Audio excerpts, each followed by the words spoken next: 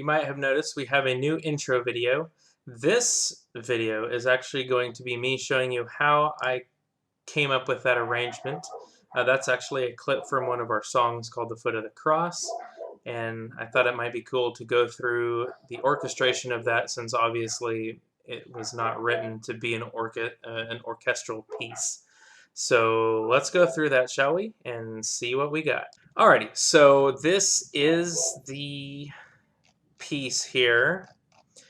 I mean, you heard it already, so I don't need to play it for you. Basically what I did is I broke this down. So you might have noticed the brass, particularly the French horns, have the melody. That would be these guys here.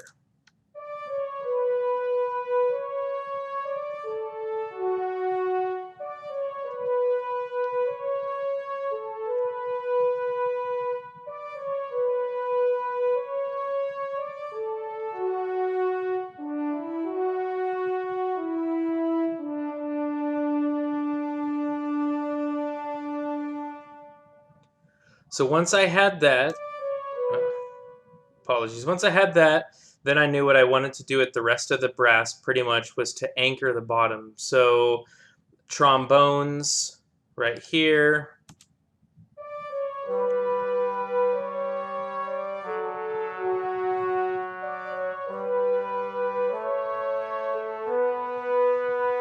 Bass trombone, an octave lower.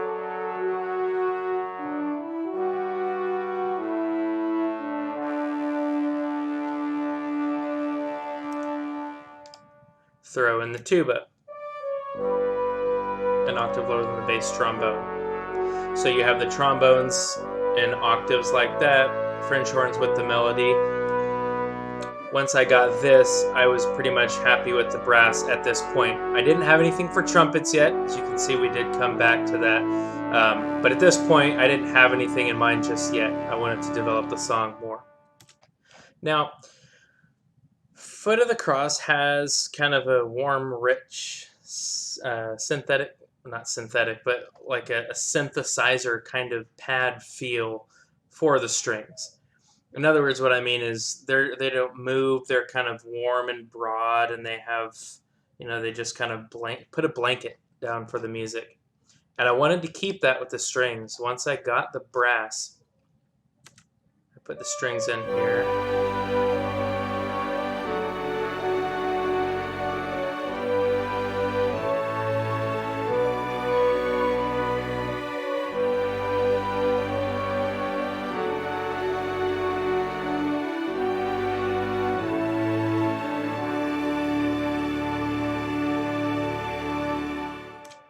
And that is actually the part that I wrote and recorded in The Foot of the Cross in the actual CD. It's just that I have a MIDI orchestra playing it this time instead of it being me playing it on my violin several times and on the viola. But it's the same part. It's the same octaves. You go. Let me.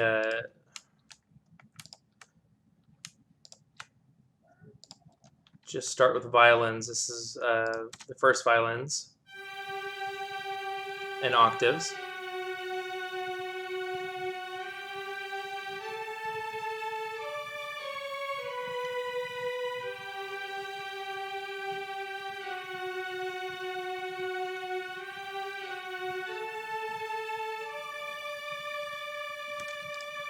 Add the second violins there. Again, in octaves.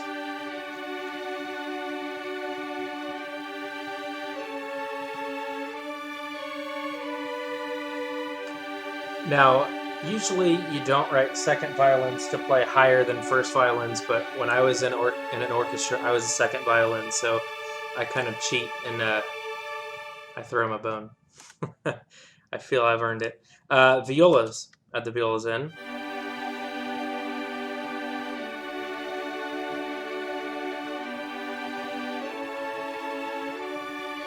Cellos. And then the bass is an octave lower.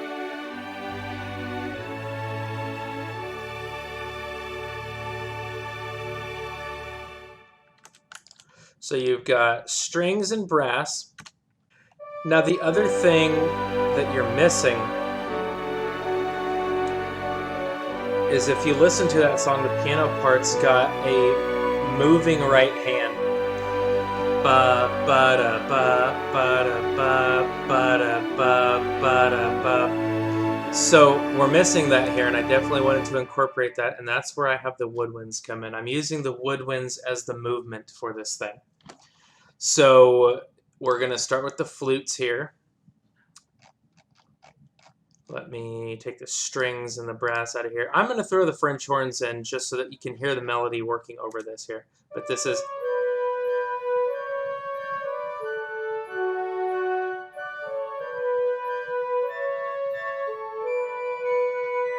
that little da-da-da, accentuating the violin part there.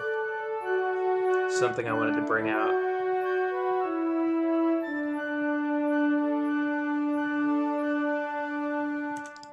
So you have that.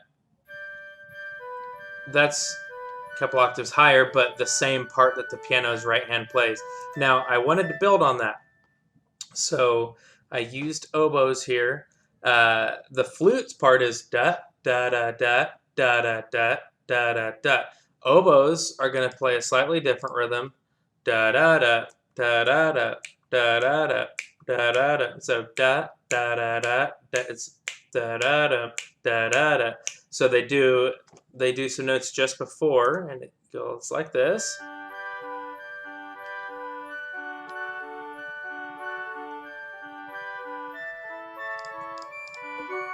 Clarinets join the oboes. And for the bottom two woodwinds, bassoon and contrabassoon, we've got a da da da da da da. We've got a da da da da da da. And now the bassoons are going to go da da da da da da. So you've got da da da da da da da da da da da da da da like that. It's a kind of a building thing. It's completely moving, but it doesn't sound pushy. It's just because it keeps building low, medium, high, low, medium, high. So then the bassoons come in, and here's what they do.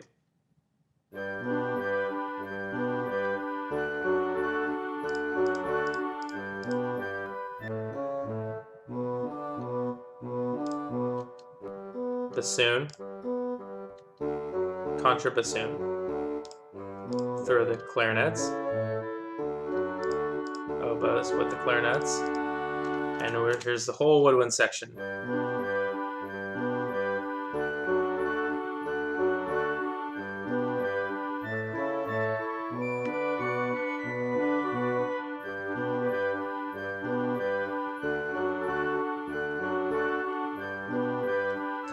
Okay, so we were left with, right here, strings, brass, excluding the trumpets, and woodwinds.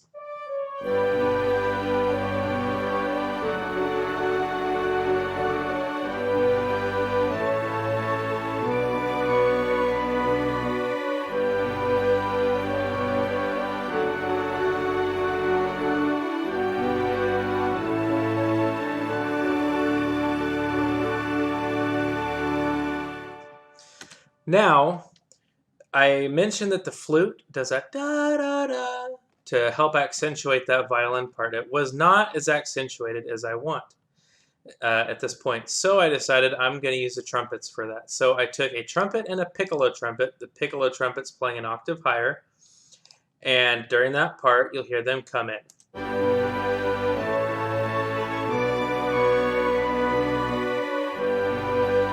To bring that out even more. Okay. After that, we need percussion. So for percussion, well, actually, at this point, first, I think maybe what I'll do is I'll show you the video along with it. Now, this is what... all right. This is how it would be so far. So we've got the video.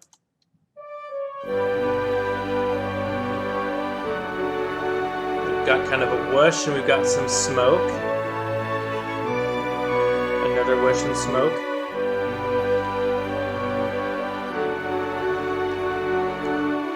So my idea was that for each of those whooshes, we'd need cymbals, like a whooshing cymbal. So I knew we were going to do cymbals.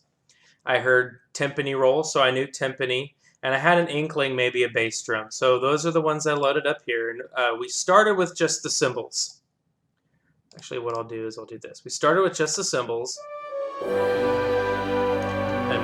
let me put the video back up. You'll see that cymbal kind of works here. It's going to be here with this whoosh. The cymbal there. And another cymbal here.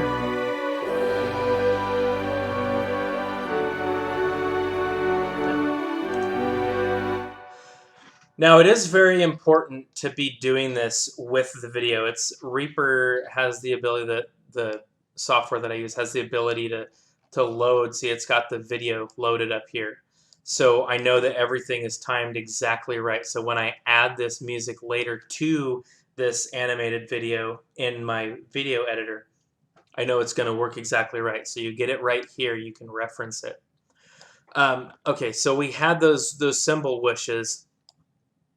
At the end, the plan is for this Evangelion Presents for these to go away, to kind of black out, and you're going to see kind of a title for the video. When they go out and you see the title, I wanted to go out with kind of a boom, so that's where we have, instead of a cymbal, that's a tam-tam, big, huge type of gong.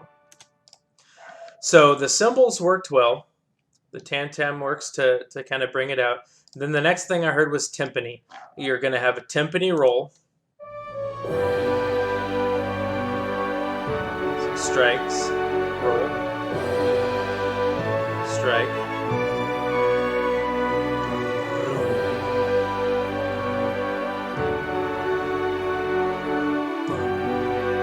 Another roll. Timpani roll going into that tam-tam sounds particularly nice. Almost sounds like the tam-tam is growling. And so the last percussion we're going to have is this bass drum. Like I said, the timpani going to the tam-tam sound growly, but it doesn't end strong enough. So that's where we have that bass drum thump right at the same time as the tam-tam.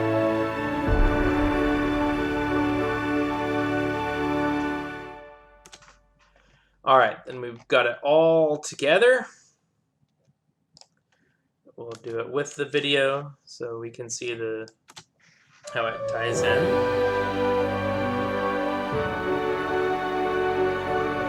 Joined by Joe Ash.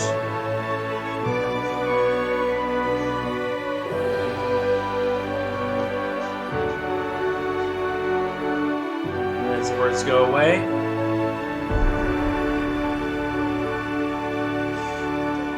So, that was the arrangement. I do want to go over a couple of things that I did to make it sound as big as it does. For the string, so for every time I do mixing now, I'm going through some steps to make it sound like it was not digital, but it was recorded on analog, because the thing with digital, I'll say it this way, the thing with digital is it perfectly represents everything. And the fact that it perfectly represents everything is, you might think good, but it's actually bad, because we're not used to hearing everything perfectly represented. In recordings, we're used to analog, we're used to imperfection. It's the imperfections on older recordings that make them stand out. And I'm not talking about, record hiss and all these different things that we're glad we don't have now, but harmonic layers. So kind of a softening, a thickening, more of a rich sound. People tend to describe digital as harsh, and it's not harsh, it's exactly correct. But why it sounds harsh is because we're used to having some analog warmth in there. So I use these plugins to make it sound like it was recorded in analog. This is a plugin to make it sound like it was recorded onto a tape.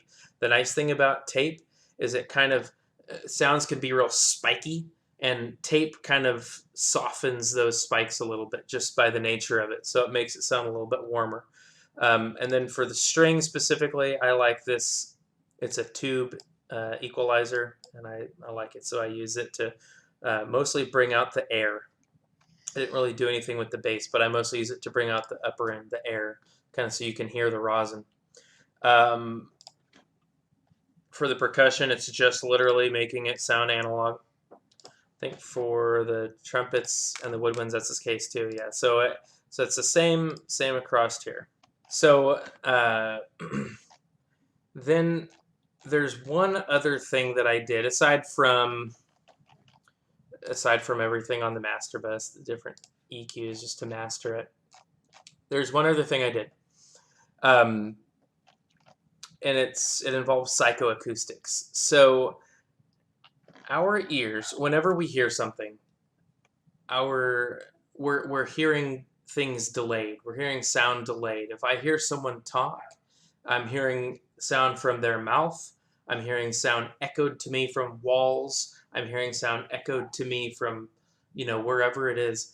And as long as that echo is under between 35 and 40 milliseconds away from the original sound, our ears do this thing where we just combine them as one sound. We don't even hear the echo. We don't register that there is an echo.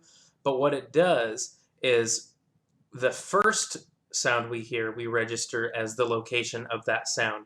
So say I hear someone speak over here, and then within 20, 35 milliseconds, there's an echo that I get from the wall over here into this ear. I heard someone speak here. I got the echo here. I didn't notice the echo. My brain combines those, but that first one that I got, I recognize that this person is here. And that actually helps our ears orient where sounds are coming from. The echo is thrown out, and the first one is where they came from. So I used that trick to make to place the instruments where they should be. If you look at a symphony, you know that the violins, the first violins and second violins, are on the left-hand side. The violas are here, on the right-hand side. The cellos are further down here on the right-hand side. You've got your woodwinds up here, your percussion up here, your brass kind of over here on the right. And so what I did is I used a very, very, very short delay. It's, I believe, 20 milliseconds, so you wouldn't be able to tell that there is a delay. But I put that delay, so the violin's delay is over on the right side, which means that your ears, because of the psychoacoustics involved, actually hear the violins over here. And it just goes the same way. If I want to make something be heard over on this side, I make that real small delay happen over in the left ear. And the degree to which I make that delay happen here is a degree to where you actually move that instrument in your brain over to where it is. So we'll do this. Let me solo up the violins, the strings here, and I'm going to show you this in action because you will be able to hear it.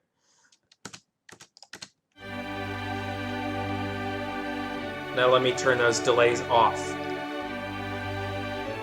Here everything just goes right into the center. Let me turn them back on.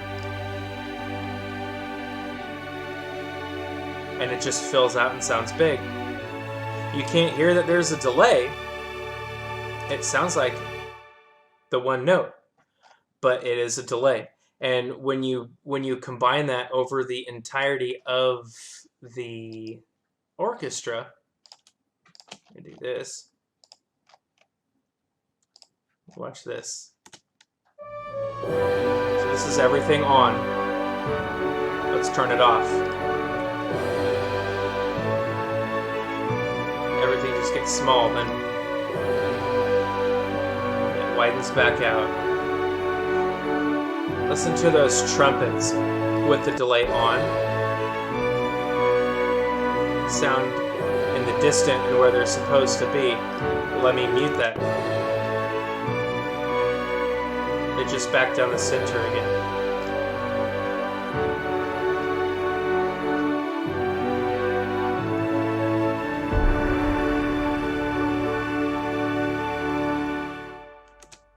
So just as a kind of a wrap up, strings are kind of, for this particular piece, I'm kind of using them as a synthesizer pad, just to bring warmth and depth and width, and just kind of be the base, be the pillows, the blankets, just the thing that keeps everything together. The brass, the French horns are the melody. I particularly like French horns being melody. It's probably something that I should try, try to get away from, because it would be something that I'd always have. But I love French horns being the melody because of their range. They're right in that perfect range to me. They're tenor instruments, and I'm a tenor singer, so maybe that's why. But they can go high, they can go low. They've got mournful sounds. They've got royal sounds. I like them. So French horns are the melody, and the rest of the brass again is kind of joining in the strings. They're doing the anchor bit. I use the trumpets as a color accent on that line, and the woodwinds are real good at movement. Woodwinds are just, I think, the best orchestral instruments at movement.